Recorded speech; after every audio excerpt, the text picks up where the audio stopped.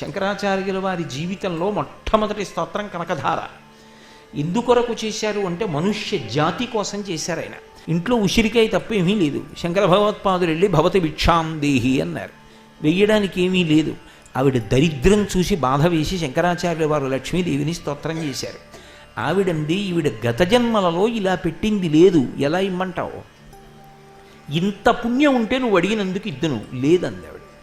శంకరులు అన్నారు, అమ్మ నా చేతిలో ఉసిరికాయ వేసింది, ఇది అడ్డు పెట్టి ఇవ్వలేవా?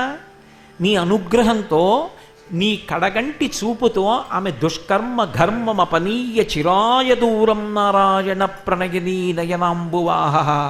నీ అనుగ్రహంతో నీ కడగంటి చూపుతో ఆమె గత జన్మలలో ఏమీ చెయ్యలేదనేటటువంటి పాపాన్ని పోగొట్టి అనుగ్రహించలేవా? శంకరులు స్తోత్రం చేస్తే అమ్మవారు కనకధార కురిపించింది. అంటే ఇలా పెట్టనిది లేనినాడు ఎక్కడ నుంచి వస్తుంది వచ్చే జన్మలో? ఈ జీవుడు ఎప్పుడూ ఇందులో ఉండడుగా. ఒక ఆయన కొంచెం కఠినంగా ఉన్న ఒక గొప్ప మాట అన్నాడు.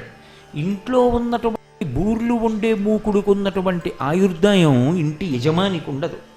ఒక్కొక్క మూకుడు 3 తరాలు 4 తరాలు ఇంట్లో ఉంటుంది.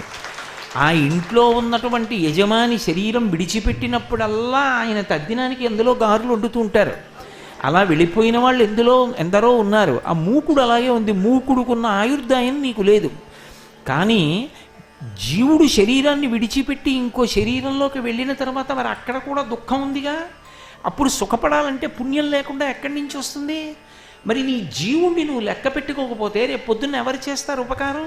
ధార్మికంగా సంపాదించు, ధార్మికంగా ఖర్చు పెట్టు, జీవుడి గురించి ఆలోచించు. నీ జీవుడి గురించి నువ్వే ఆలోచించకపోతే నీ జీవుణ్ణి ఎవరో ఎలా ఉద్ధరిస్తారు? కాబట్టి నారదుడు అన్నాడు, అసలు తన గురించి ఆలోచించేవాడు, తను తరించడం అన్న మాట గురించి ఆలోచించేవాడు లేడు కలియుగంలో. ఎంతసేపు భుక్తి మార్గ సాధనాకైక చిత్తులై బాధలొందువారలై. డబ్బు సంపాదించాలి, డబ్బు దాచాలి, భోగస్థానాలు పెంచుకోవాలి. ఎంతకాలం ఉంటాయి? తను విడిచిపెడతాడు, కానీ చేసిన కర్మ వెంట వచ్చేస్తుంది. పుణ్యం లేదు, పాపం వచ్చింది, మళ్ళీ కొన్ని లక్షల జన్మలు పెరుగుతాయి. నాన్నగారు అసలు మనుష్య జన్మ యొక్క వైభవాన్ని తెలుసుకోగలిగినటువంటి వాడు లేడు కలియుగంలో. ఇది పెద్ద ఇబ్బంది. కలి యొక్క ఉద్ధతికి అందరూ పడిపోతున్నారు. ఎవరు చూసినా తత్కాలమునందు ఆ భోగం అనుభవిస్తే చాలు. అది ధర్మంతో ముడిపడిందా పడలేదా, తర్వాత ఎంత కట్టి కుడుపుతుంది ఆలోచించలేకపోతున్నారు. నాన్నగారు ఎవరు కాపాడతారని అడిగాడు. అప్పుడు బ్రహ్మగారు చెప్పాడు, బెంగ పెట్టుకోకురా, కాపాడడానికి మహానుభావుడు పరబ్రహ్మము శ్రీమన్నారాయణుడు కదులుతాడు. కదిలి భూమండలం మీదకి వెడతాడు. వెళ్ళి ఆయన శ్రీవేంకటేశ్వరుడు అన్న పేరుతో నిలబడతాడు. అందుకే ఆ నారాయణమూర్తి కదిలి వచ్చి పరమకారుణ్యంతో కలియుగంలో ఆనందనిలయ విమానంలో పద్మపీఠం మీద నిలబడ్డాడు. ఆ నిలబడడం దేనికోసము అంటే రాక్షస సంహారం చేయడం కోసం కాదు.